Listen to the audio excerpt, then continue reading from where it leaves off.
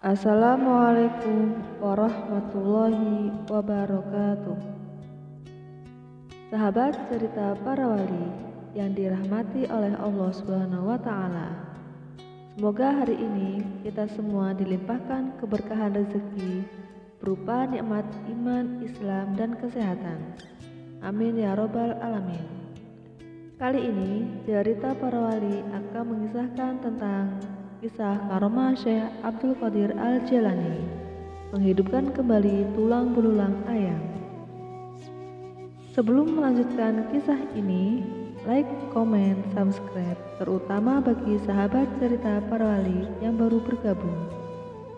Semoga sahabat cerita para wali bisa mengambil manfaat dari kisah-kisah yang kami bagikan.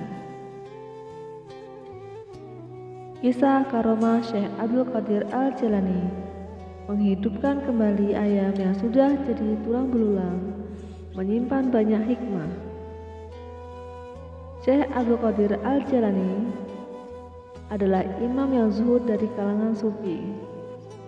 Syekh Abdul Qadir Al-Jailani bernama lengkap Abdul Qadir bin Abi Sholih Abdullah bin Janki Dawus bin Abi Abdillah bin Yahya bin Muhammad bin Daud bin Musa bin Abdillah bin Musa Al-Hauzi bin Abdullah Al-Mahdi bin Al-Hasan Al-Musanna bin Al-Hasan bin Ali bin Abi Thalib Al-Jailani. Dinisabkan ke sebuah tempat di dekat Toribsan, yaitu Jil atau Jilan atau Kilan.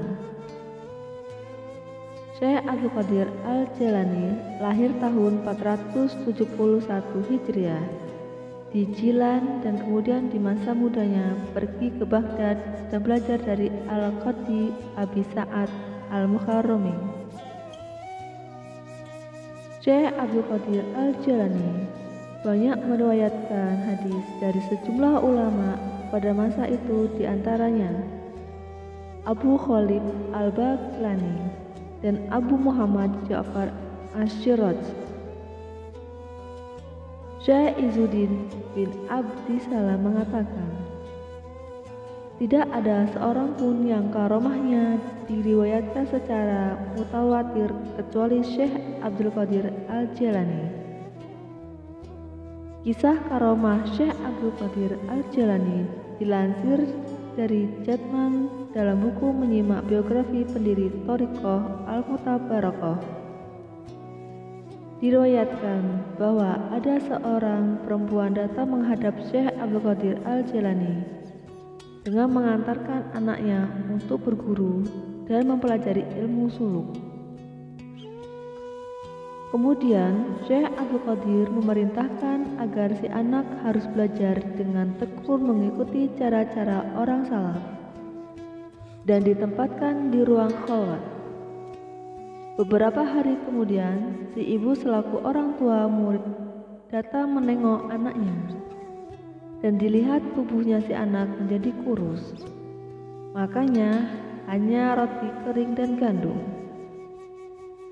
Si ibu kemudian masuk ke ruang Syekh Abdul Qadir dan melihat di hadapannya tulang-tulang sisa makanan daging ayam yang sudah bersih. Ibu tersebut berkata, menurut penglihatan saya, Tuan Syekh makan dengan makanannya serba enak, sedang anak saya badannya kurus karena makannya hanya bubur gandum dan roti kering. Untuk itu, apa maknanya sehingga ada perbedaan? Mendengar perkataan itu, lalu Syekh Abdul Qadir meletakkan tangannya di atas tulang-tulang ayam sambil berkata, Umi biiznillah ta'ala alazi yuhyil idoma wahya ramim. Berdirilah dengan izin Allah Subhanahu wa Ta'ala yang menghidupkan tulang belulang yang sudah hancur. Lalu berdirilah tulang belulang itu menjadi ayam kembali berkokok. Tidak ada Tuhan selain Allah. Muhammad utusan Allah. Syekh Abdul Qadir Al-Jailani kekasih Allah. Syekh Abdul Qadir Al-Jilani lalu berkata pula kepada ibu dari muridnya tersebut, "Kalau anakmu dapat berbuat seperti ini, maka ia boleh makan seenaknya asal halal." Ibu tersebut merasa malu kepada Syekh Abdul Qadir dan memohon maaf atas prasangka buruk.